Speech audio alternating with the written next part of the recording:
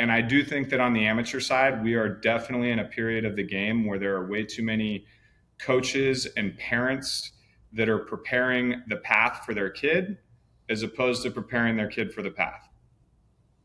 And so it's like, man, Absolutely. as soon as that kid does come across adversity, as soon as he, does get into that first slump or he's faced with that really good arm on the mound, like he crumbles. And like he might be the most confident guy in the world knowing how good his skill set is, but he's never been forced to get back up after getting knocked down. And like that's the guy who competes in the box. That's the hit getter.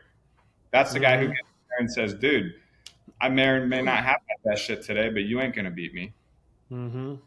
And so whether it's hitting or catching or anything else, like there's a huge component of that. And I think that's where it comes from. And I think that's why we see so many players lacking in that area alone is like, dude, they've never had to fail. They've never had to show themselves what they're actually made of and be convicted in that because the path has been prepared for them. And sometimes it's almost a so we have the idea that not understanding and like that failure is like the key to this thing, right? Like, I mean, we all have to fail. Like I tell parents all the time, I'm like, you're some big shot lawyer now. Like you weren't that when you started. Like, you were getting coffee for somebody and you were learning and you were fucking up and, you were doing things. And then all of a sudden you learned and you grew.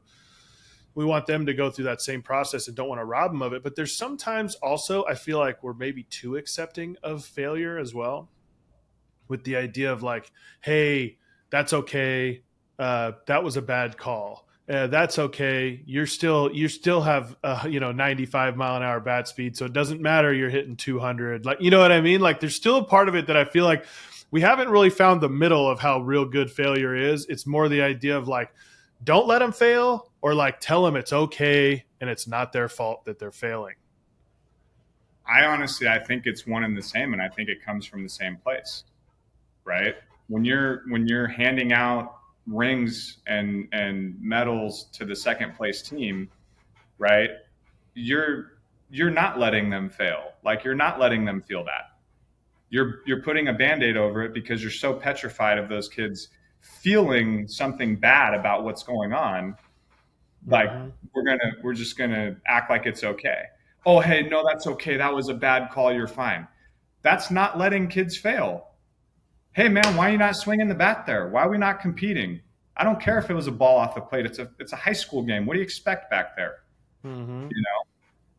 So I kind of see those as the same. I think one is a byproduct of the other. And I think if we're really talking to kids about the standard that needs to be there and where they're holding themselves in regard to that standard, then yeah, there's a time to like get in their ass and let them know, like, dude, that ain't gonna work. That level of intensity ain't gonna work. That the intention behind that rep or that set is not gonna work.